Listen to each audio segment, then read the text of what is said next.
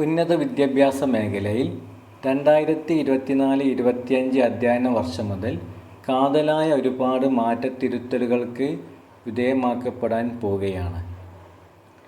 4 year UG programme, അതായത് FIUGP എല്ലാ യൂണിവേഴ്സിറ്റികളും നടപ്പിലാക്കിയതുപോലെ തന്നെ നമ്മുടെ കാലിക്കറ്റ് യൂണിവേഴ്സിറ്റിയും ഈ ഒരു അധ്യയന വർഷം മുതൽ 4 വർഷ ബിരുദ പ്രോഗ്രാമുകൾ നടപ്പിലാക്കാൻ പോവുകയാണ്.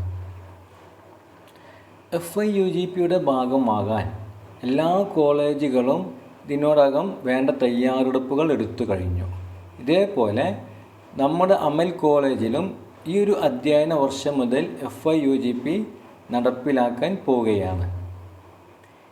അമൽ കോളേജിലെ BSc കമ്പ്യൂട്ടർ സയൻസിന് അഡ്മിഷൻ എടുക്കുന്ന വിദ്യാർത്ഥികളും അവരുടെ രക്ഷിതാക്കളും അറിഞ്ഞിരിക്കേണ്ട പ്രധാനപ്പെട്ട ചില കാര്യങ്ങൾ ഞാൻ ഈ ഒരു വീഡിയോയിലൂടെ പങ്കുവെക്കാൻ ആഗ്രഹിക്കുന്നു. നിലവിലുള്ള UG പ്രോഗ്രാമിൻ്റെ സ്ഥാനത്ത് 4 വർഷ ഡിഗ്രി പ്രോഗ്രാമുകളാണ് ഇനി വരാൻ പോകുന്നത്. ഓരോ സെമസ്റ്ററിലും 30 ക്രെഡിറ്റ് വീതമായിരിക്കും ഉണ്ടായിരിക്കുക. ഒരു വിദ്യാർത്ഥിക്ക് 3 വഴികളിലൂടെ ഡിഗ്രി എടുക്കാവുന്നതാണ്. അതിൽ ഒന്നാമത്തെ രീതി എന്ന് പറയുന്നത് നിലവിലുള്ള 3 വർഷ ഡിഗ്രി കോഴ്സിന് സമാനമായ ഒരു രീതിയാണ്.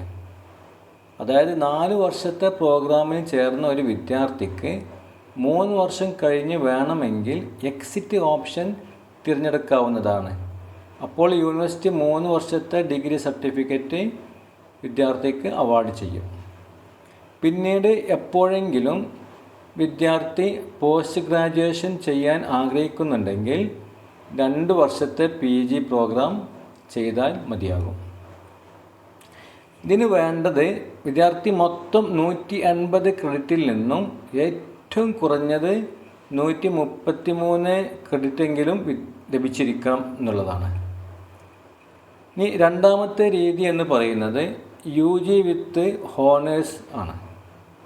ഇതിലൂടെ പോകാൻ ആഗ്രഹിക്കുന്ന ഒരു വിദ്യാർത്ഥിക്ക് 4 വർഷവും നിർബന്ധമായും പൂർത്തീകരിക്കേണ്ടതുണ്ട്. മാത്രമല്ല 4 വർഷത്തിനിടെ 240 ക്രെഡിറ്റിൽ നിന്ന് ഏറ്റവും ചുരുങ്ങിയത് 177 ക്രെഡിറ്റ് കോഴ്സ് പൂർത്തീകരിക്കേണ്ടതുമുണ്ട്. ഈ വഴി തിരഞ്ഞെടുക്കുന്ന വിദ്യാർത്ഥിക്ക് PG നേടാൻ പിന്നീട് 1 വർഷത്തെ PG ഡിഗ്രി ചെയ്താൽ മതിയാകും.